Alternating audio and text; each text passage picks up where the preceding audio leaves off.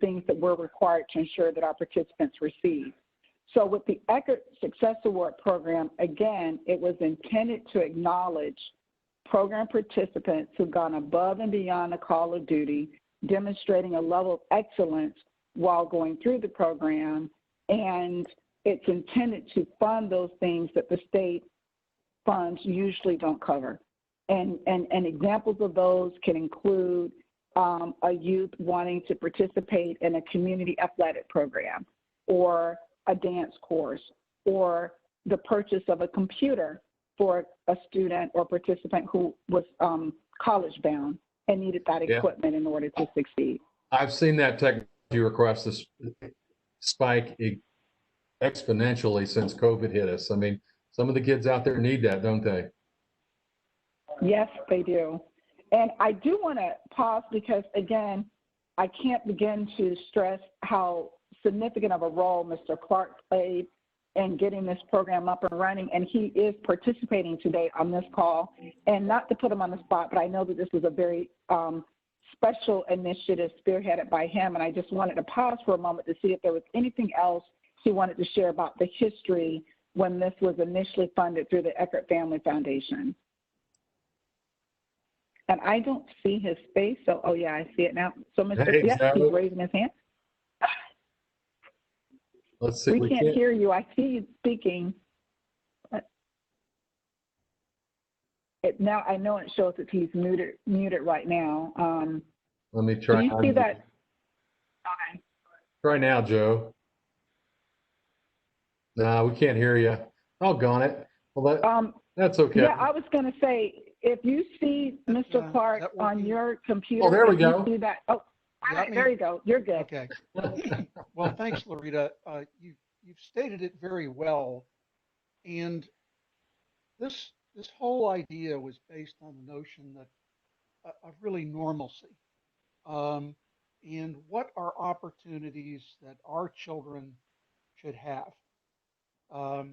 and really the list of what was funded over the years spanned, as Lorita said, from very practical things to music lessons, musical instruments, being able to participate in a community activity, a sport, getting equipment that the child wouldn't have. But if they were in a family that had the wherewithal, they would have that opportunity. And it was also based on, there was an element of accountability, and as Lorita said, community service, being a servant leader, and an incentive. The idea that if you work hard and you do your part, you should be rewarded. And that we learned a lot from it, and we learned about just how kids are. Sometimes we make this more difficult than it is, but it's just about what you would do for any of your children, for those who are parents, if you could. So thank you, Lorita, for the opportunity to chime in, and it's really been an incredible piece of work and a great return on investment. And I think that's what makes donors feel so good about it, because they get it. They can appreciate how important that is. And so for us to continue to have that vehicle to be able to do this, I think is a great blessing and a important part of our work. Thank you. Thank you for your leadership, Joe, and just amazing.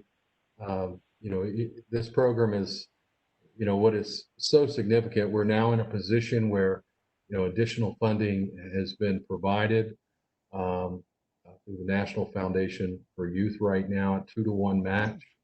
It's very exciting. We're really looking over the next year alone to do at least 100 scholarship awards. And the thing that I really want folks to understand, especially those that are on this call, you oversee a program, you work in a program, we really need you to fill out that application and get it into us. I'm going to talk about that process in just a minute. But, you know, Lorita, I'd like to share a video of just one of our Success Award recipients. I think it'd be fun to take a look at. Let me see if I can find it here.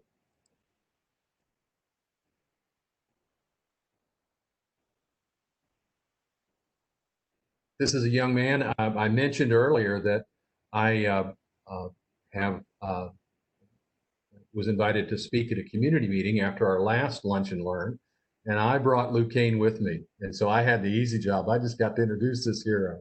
But he went home, and after we talked about Success Awards to this group, he went home and recorded his own video.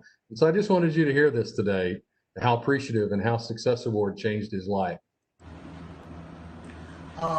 If you're out there and you have given to Echo Connect or have even thought about giving to Echo Connect, let me show you and tell you how your generosity has helped me.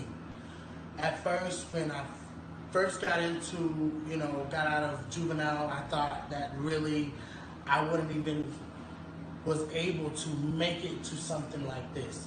I always thought that I would probably piggyback on somebody else's place, on somebody else's home, but the moral fact that I have heard from you all and just the simple text on how Kane is doing, that kept me motivated to continue on. At first, I gave up a lot of hope when it came down to finding a place. I could have gotten into anything, but I always said that finding a place was impossible. But I gave up hope, and now that I hear that people are out there thinking about me, that people are out there, wanting to help me, that motivated me to continue on. There are people, adolescent youth, and even foster care youth who are, just getting out of either juvenile homes or even getting out of foster care homes, and they don't have the knowledge or the resources to start their futures, to start their life. And really, that's a hard thing when you don't know how to get up on life, how to get a place, how to pay bills, how to do this and do that.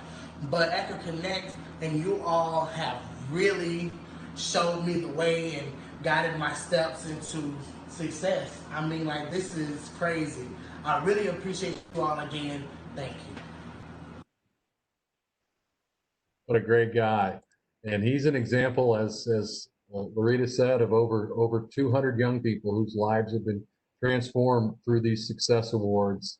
Lorita, take just a minute and talk about the young people. Talk about what programs can in Eckerd can, out of 118 programs, which of them can apply for Success Awards? Kind of walk us through the process, if you would. Okay. So the program is available to all youth that fall within the age range of 12 to 24. So if you have a program and you're serving that population of youth, then they're eligible to receive this award. So it's not by business segment. We cross all business segments.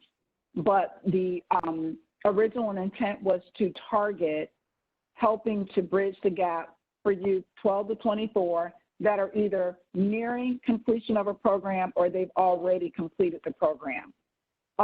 One of the more stringent criteria attached to the Success Awards was the requirement of the program participant to maintain a 2.5 GPA. Again, it is rewarding these participants for an outstanding job. Oh, I'm sorry. Was there a question? Go ahead. Right ahead.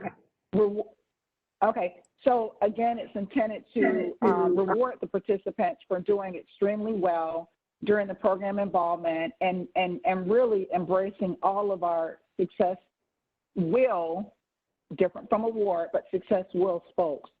So when reviewing the applications, we're really looking for documentation that supports that the participant has exceeded their program expectations, that's been demonstrated through their actions, and that they've supported not only you as staff, but also their peers that have also gone through the program with them. I want to stress that it is not a needs-based award. So we get a lot of applications submitted to us because the participant just needs funding, and it's really not attached to exceeding expectations or success while during the program. And so we want to stress that do not, it's not intended just to submit it because they need funding, but we're looking for participants who deserve recognition because of the work that they've done, going above and beyond the call of duty. And if you recall, there are 5 spokes associated with our ECHRT Success Will, and that will is embedded within the actual application. So now when you look at the application and you go to fill it out as a program, you're going to see the actual ECHRT Success Will embedded within that. And those 5 spokes or wills, the 5 spokes that make up that will are family, security, social skills, education, and self-worth. So ideally, to get you away from needs-based, when you're completing that program, that application, we just want you to attach it to one of those ECHRT successful domains. So if this participant has been highly successful in the program and they've met our criteria and they're exiting a program and they have family that live in Ohio and they want to go visit that family to maintain family connections post-discharge, it's going to attach right back to the family spoke within the will. Social skills would be that skill development training, covering fees, participation in athletic leagues. So we do encourage the programs to look at the will that's embedded within the application and try to attach the success of the participant to one of the 5 spokes that make up our ECHRT Success Will. And I know. Oh, go ahead. I was just going to say, Lorita, I'm showing just a blank application here. Following the meeting, we'll be sending out kind of the whole success award packet. So we'll send you the sample form, guidelines. One thing that Lorita and I do almost every week is we may send back an application and we may say, hey, we need you to focus more on the main thing, and Lorita's already touched on it, is focus on their successes. Focus on the things they're succeeding at. Focus on the challenge that they've overcome. Because so many times people submit the application and there are real need there. There's a real financial need there.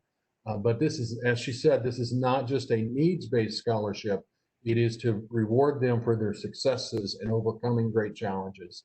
So the only time we ever kick an application back, and this, I may be overstating it here, Lorita, I'm a salesman, so forgive me, is when we just have a needs-based application. And so that's the thing that Lorita and I really want you to understand is that, hey, there's an application here. The average request right now is running about $1,500, although the guideline lets us look at applications up to $5,000. And so depending on the need, that's certainly part of the narrative. There's a section that the applicant applies for, and then their background history, the academics. The one question came up, Rita, with the education system being what it is now with the pandemic, getting a current GPA may be a little hard. I just want people to know we're going to give you some grace there, and we'll certainly look at that. And the best you can do is the best you can do. That is an area we do want a child that is. We want to demonstrate that they're keeping up with their schoolwork. That's the main thing, right? Right. And that's the piece that I want to stress. We're trying to avoid, and we have received applications where a student is failing, and it's not because of any other variable outside of they may not be attending school or leveraging all of our resources to advance in their academic studies. And then all of a sudden that student is flunking, let's say, out of community college and no longer eligible for financial aid. And so the program is now wanting to leverage these dollars to augment that funding so that that kid can continue their education. Those are situations that we look at very closely. We do want to look at each application uniquely and understanding all the variables, but it would not be, that would not be the candidate that we would determine has demonstrated the success that we would like to see as part of being awarded a success award. So just keep that in mind. Again, I don't want to discourage anyone from submitting an application on behalf of a student. We try our very best to work with each program to answer any additional questions that might be outstanding so that we can move forward with awarding that student if they're deserving of a success award. So. Yeah, you remind me, Lorita, of the one application. I won't get into the program specifics or even the person themselves in this conversation, but the young lady had been hospitalized, beaten up by a boyfriend, and so she missed classes. Well, we got that piece of it, and we were able to make an exception for her because she was in the hospital during that time period when she had some problems with her grades. But what she was being recognized for is for bouncing back after that experience and being a leader in our program and graduating. So again, as Lorita said, every case is unique, and we look at each one. There's no one thing here that's going to disqualify somebody. We look at each case, and we will at times return an application to you with suggestions as to what things you need to improve in this application so that we could push it forward to the next step. We focus every week, and we try to stay as current as we can. Rarely does an application sit in our inbox more than a week. We're back to the program leader. We're back to the case worker team to let you know where we're at in the consideration process. In some cases in the past, there have been challenges. Sometimes these come in and the funding is not in-house to be able to award the contract the week that it appears. And so sometimes it is a timing situation based upon how we raise the funds to meet these. There really isn't a government grant or an agency grant that pays for these success award requests. The development team, working with our program directors, reach out and get these funded privately. So sometimes it does take a little bit of time to pull that off. Very good. Lorita, what else? I mean, I'm just trying to think of some of the challenges that we face sometimes in awarding these grants. Any other things jump top of mind to you that we wrestle with week in and week out? Yeah. I think one of the other areas of concern has been when programs develop and the total dollar amount, what the request is for. So we want you to itemize to the extent possible what you're wanting that funding to go towards. So instead of, for example, we know the max award for a single participant and over the course of a year is $5,000. So if you were submitting an application, we rarely see those come in for that amount, but any event that you were submitting an application for $5,000 on behalf of a participant, we would need you to break down the cost, itemize it. So $1,200 is for a computer, and just list what you're actually wanting that money to go towards. That'll save you a lot of trouble from having to delay the application as we acquire additional information. We're trying to code that. We're trying to trend data. We're trying to identify where we have the greatest need across all programs. So including that information is critical. And then also making sure that when you're submitting those applications, that if you can connect it to the success Will spoke, I can assure you your job is 90% complete because you shifted away from needs-based to identifying it being more of an acknowledgement for the participants who deserve that level of acknowledgement. I will stress that we need about 100 applications. So I know, Roy, you're going to get into the Night of Inspiration, where we're going to try to recognize 50 Success Award recipients. But in order to really get 50 people that we want to recognize, we probably need in excess of 100 applications for review. So we're really wanting to stress the importance of each of the programs, looking across all participants and identifying those that you believe are deserving of this award, and really starting to inundate us with those applications in preparation for Night of Inspiration. Get those applications in. Yes. We really need them. And I know in times past, you've been apprehensive to send them in because you weren't sure there would be funding available. And I get that, and I understand that. And you do want to be careful about raising the applicants' expectations and promising this can just happen. No, it really is an application process. There really is an approval process. We're going to keep you updated quickly. And then we're going to come alongside you and based on the money we have, based upon our 2-to-1 match, this is very powerful with supporters. If you're a supporter out there, you think about these needs.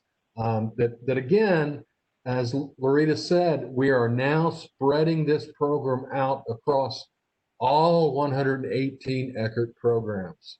It is not just in the workforce space. It is not just in the Job Corps space. It's in the child welfare space.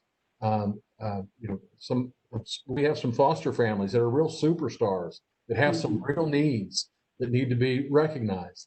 Again, no matter what your program is, you are now eligible to apply for success awards for your clients and your students.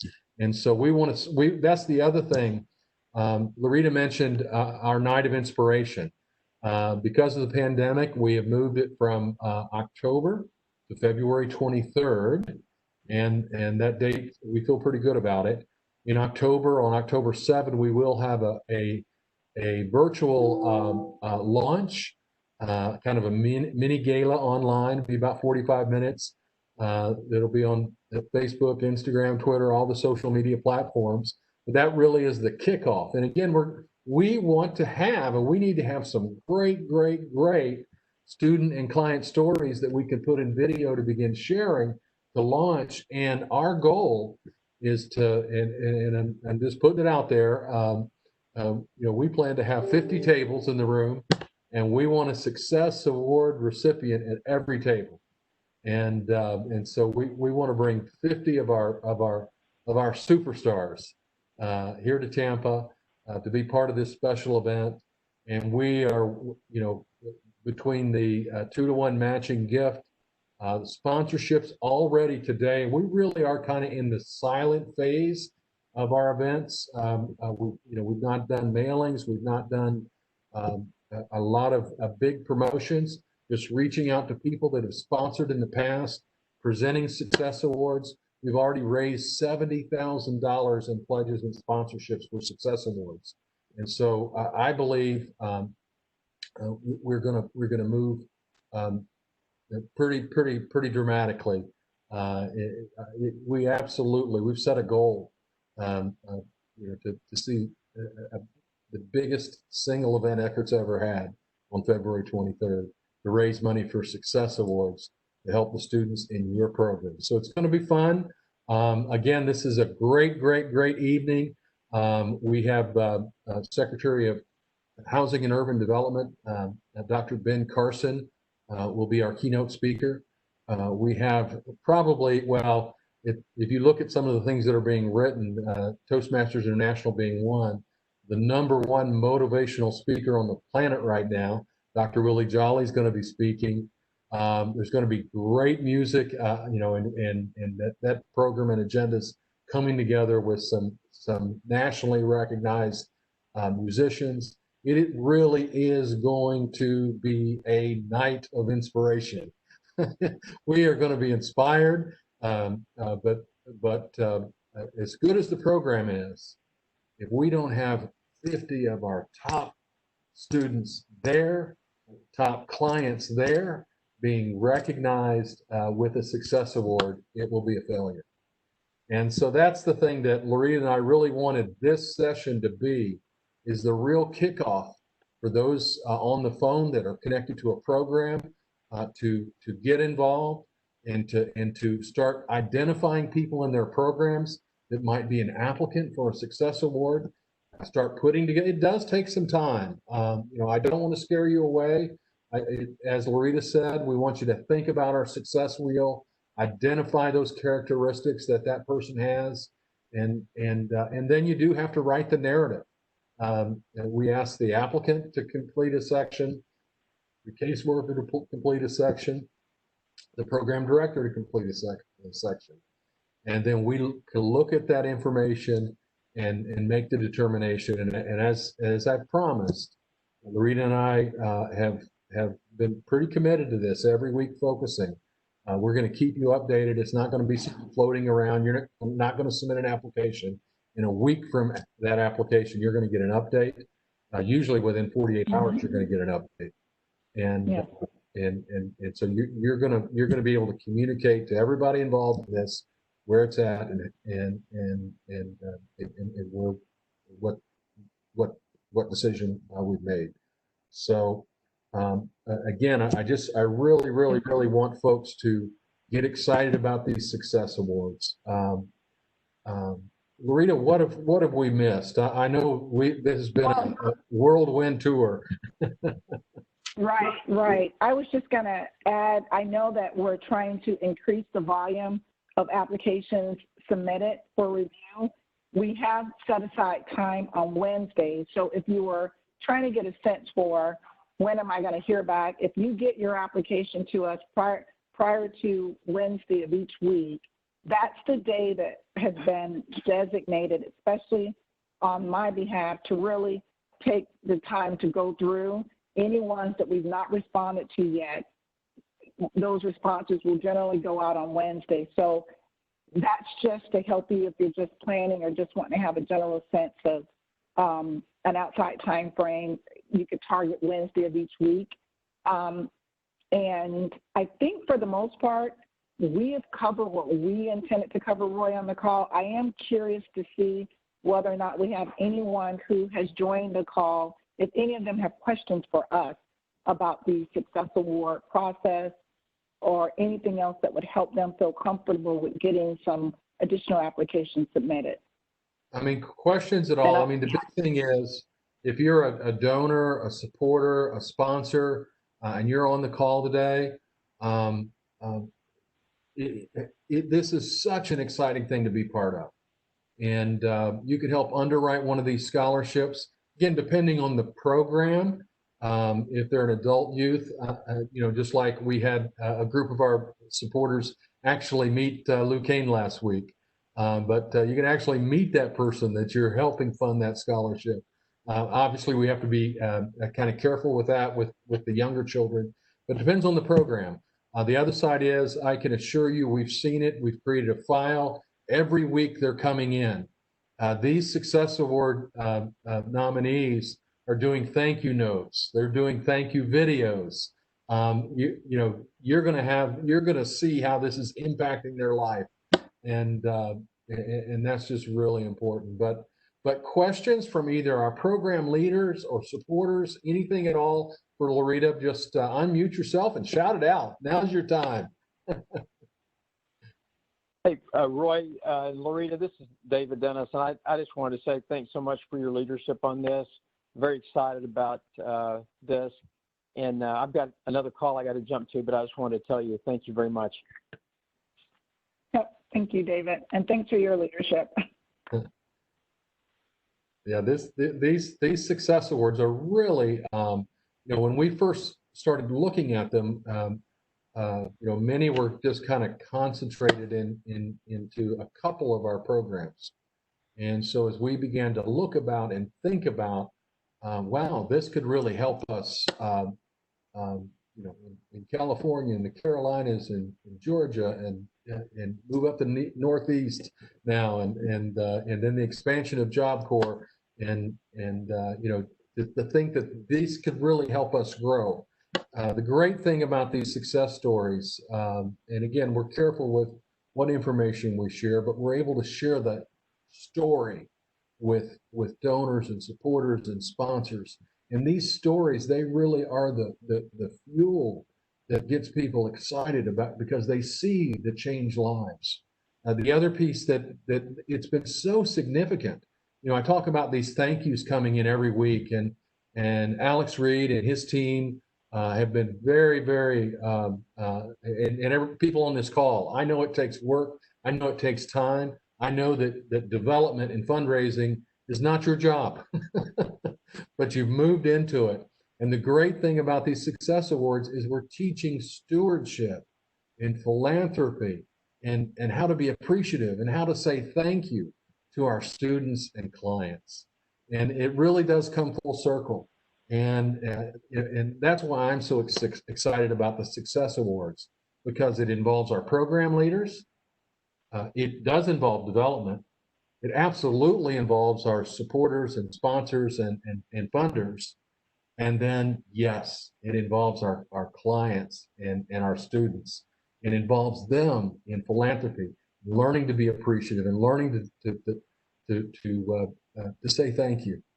And again, if they don't understand that process and understand what these success awards are for, I remind you again, these fund what I call the gap needs, the needs that a student or client have in between what we get an agency funding to do as part of our contract, and then them being able to graduate and get out on their own. What these success awards fund are things not covered in our agency contract. And that's what I have to keep reminding people. And again, that's what you have to keep saying, because everybody has to get a handle on that. And most importantly, even our clients and students need to understand that, that these are for a unique calling, unique purpose, unique needs. And every program has them. As Lorita said, and they're different in every program. And so again, that's why we want you to apply. That's why we want you to think it through. That's why we want you to get that application right, because the better developed the application is, the quicker we can approve it. Sometimes Lorita and I look at these and we get them. I email it, and I mean within 30 seconds. We're emailing each other back. Funded. This one's right on, right exactly what we're looking for. In other cases, we look at them and say, we got to send them back. This is close, but we need them to develop this area or that area. So, so again, we're here for you. We're here to help you. And I want you to know that, we are raising funds in our office, but we're for your programs. We are going to put a little pressure on you. We'd like some help from you. And I know that not everybody has as much bandwidth to do development as the big bald guy, but you got a little bit. And even if you can point us in the direction of people that might be able to fund the Success Award in your program, it would mean so much to us. A lot of times we don't think about the referrals we have, the contacts we have, and because you're looking at them through a different context. You're thinking about how they might be able to help that young person get a job, or how they might be part of the internship program. Many of these companies and sponsors also make donations. Some of them are probably on the call today. So it's just real important we just be transparent with one another. I want you all to know, when I raise money in your area, it's to help your program, and it's to fund scholarships in your program. And now there are some places, especially here in Florida, where there's 3 or 4 programs on top of each other, and you all do a pretty good job of working that out. And we have some donors that support them all. But again, I want you to hear my heart.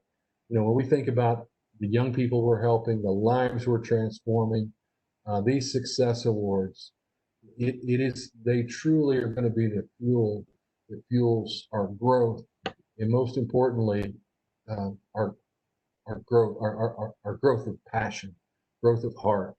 and teaching philanthropy to our program leaders as well as to those students and clients that are having needs met.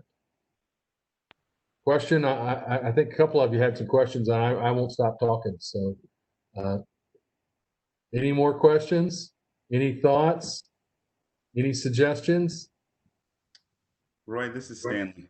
I didn't have any questions, but I wanted to just let everyone know. And if anyone has any apprehension about applying, Roy and Lorita are really good about workshopping it with you, giving you direction if your application misses the mark in some area that the Success Awards are designed to address.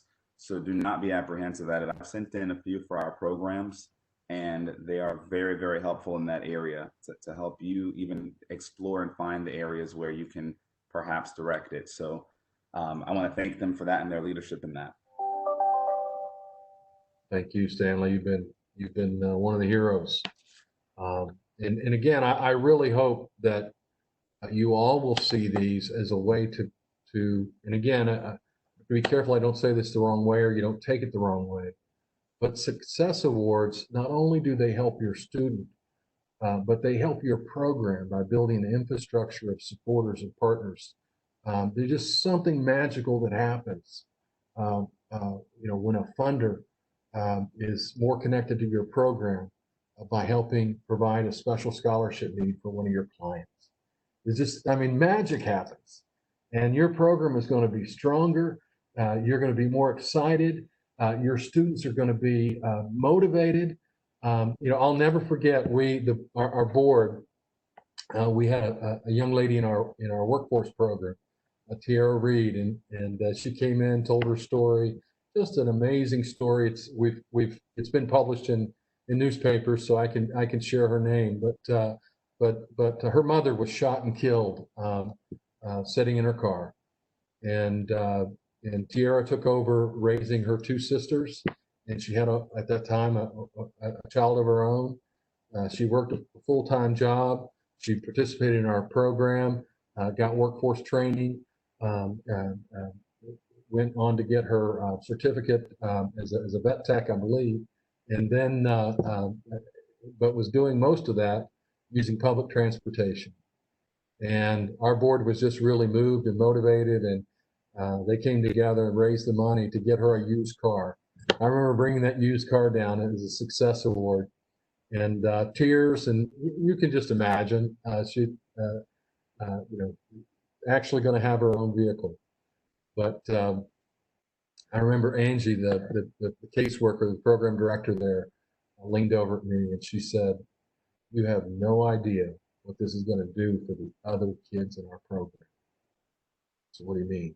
She said, "They are going to be motivated to think that if they do well, if they exceed, they might have a chance to get a scholarship award like this." And again, that's that magic I'm talking about. It helps your program, it helps your donors and supporters and sponsors, and it helps your leadership. And when the three of those start working together on this kind of stuff, magic happens. So, very good. I agree. And Roy, we did have a question posted privately in the chat room.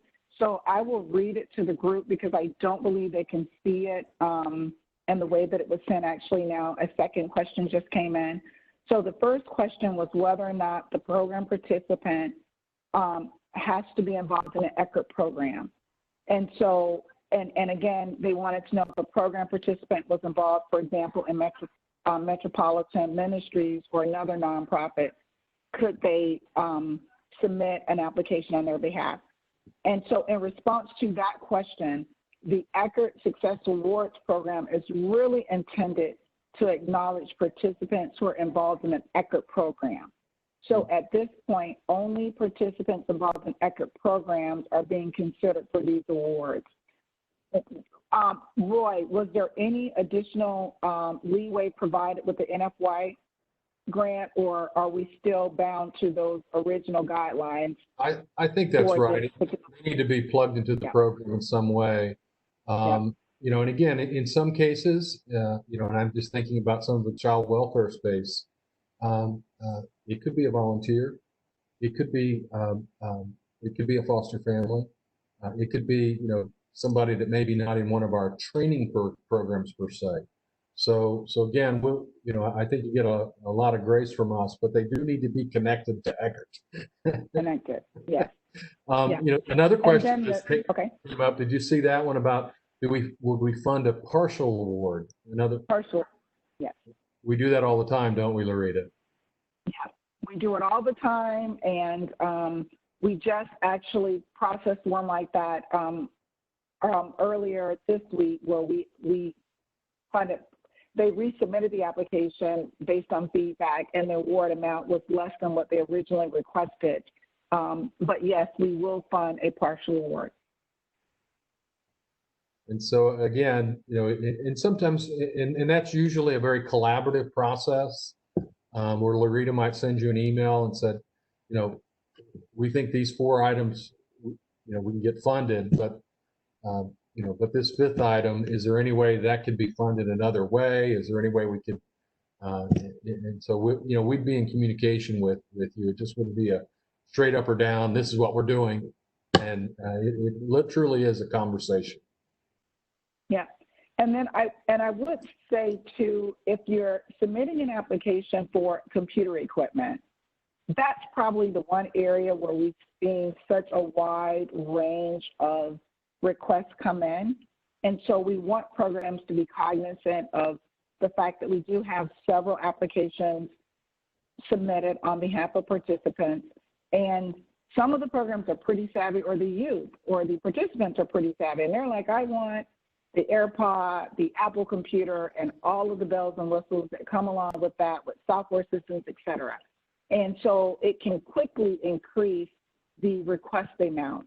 And so we are asking that programs, within reason, look at what they're allowing these participants to request if, in fact, they want a computer. We had kind of thrown around the idea of even capping the reimbursement for a computer at about between $1,200 and $1,500, just to give additional guidance around what we're looking to reimburse if you're asking for a computer on behalf of the client.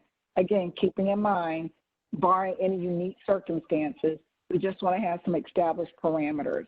But that would have been one where we funded it partially, because we're saying, okay, this is how much we can give you, and it doesn't completely cover the cost of all the bells and whistles that they may be requesting. Yeah. We're going to talk to as well. I know one of the things that we have worked with, in some cases, people will apply for a scholarship funding in this program, that they may be eligible to get funded in another program, especially if it's, tuition for a full-time college student or something like that. We do the best we can to vet some of that, but a lot of that does fall on the program director, right?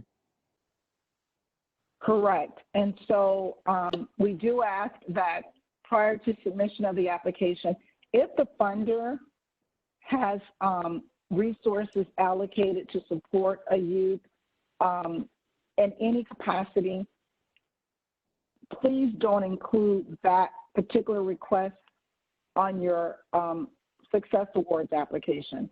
So we've had situations, especially in child welfare and especially for our independent living youth, where we may receive a request for reimbursement on items that may be covered as part of program costs. So we just want you to be aware of that. And tuition reimbursement is automatically a red flag for us when we see a request come in for any type of tuition reimbursement, primarily because many of our clients are eligible to receive some type of free aid. And so generally speaking, if it says tuition reimbursement, it will be followed up with some additional questions from our team, from Roy and I, as we try to better understand why that can't be covered any other way. So that would be an example. But again, we know that the funders' dollars are limited. But if you do have funding available within your contract to cover an expense, then we're asking that you not submit an application through this venue. Yeah, you do want to be careful. I mean, and we really want to be transparent with our donors and supporters that we are not funding items here that are already funded by our other agency contracts. And so again, even in this respect, if we know that there's funding available somewhere else, we don't want to double fund everything. We want to be transparent. These want to be done, needs to be done properly. And a lot of times, especially the young people, just don't think about it that way. And we want to be accountable and above reproach. And each one of these scholarships, we look at every line item. It might be interesting too. I know sometimes we've had a request. It's pretty rare that we just write a client a check. In most cases, that's why Lorita said it's really important for you to identify what specific things are part of that grant application, what sort of needs that do we want to pay for. Because in many cases, I mean, what happens is our comptroller, Nicole, will actually give you the account numbers, and the program director will just use their P card and go get those items for the client. So you're not waiting on us. You're not waiting for purchase orders to be approved and paperwork to be shuffled in and out. Once Nicole gets you the proper accounting, then you can take the P card and go get that student what they need. And in most cases, that's kind of how we do it, right, Lorita? Yes, you're absolutely correct. And so we, again, we do that for two reasons. The first is so we can be accountable. And secondly, it really is a scholarship request, and we want to treat it that way. It's not a cash award request. And so we've had some offices not understand that and actually write and ask for a cash award, and we don't do them that way. Other questions? Well, this has been great. I don't see any additional ones yet. Go ahead. No, I was just going to say thank you, Lorita. And if people want to reach you, and if they have questions for you, Lorita, what's your email and what's the best way to reach you? Okay. All right. So my email is lshirley, SHIRLEY, @eckerd.org. And then I'm also going to give you my cell number, which is the best way to reach me if you have an expedited request that you need immediate attention on, and you can use that cell to call me directly or text me. But my cell number is 727-631-6241. And I'm going to also type it in this chat so that you'll see it there, pop up for everyone. Oh, you typed it? Okay, perfect. All right. Awesome. Well, again, please reach out to us if you have questions. Begin making that list internally of some of your superstars that you want to get a success award for. You have to be intentional about this. And so please, please, please, as Lorita said, we want you to inundate us. Get those applications in. Come on. We need them. And over the next couple of weeks, what's going to be fun is we're going to be interviewing in our Wednesday Lunch and Learn some of our Success Award recipients. And so Lorita talked about over 200 recipients in the past.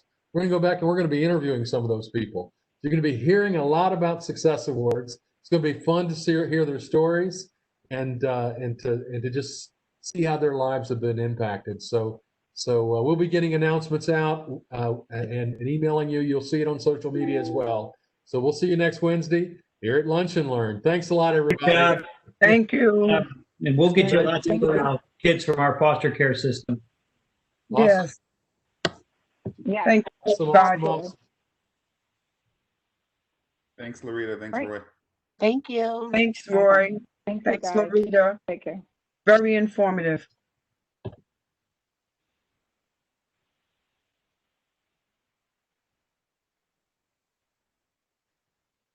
All right, I stopped the recording.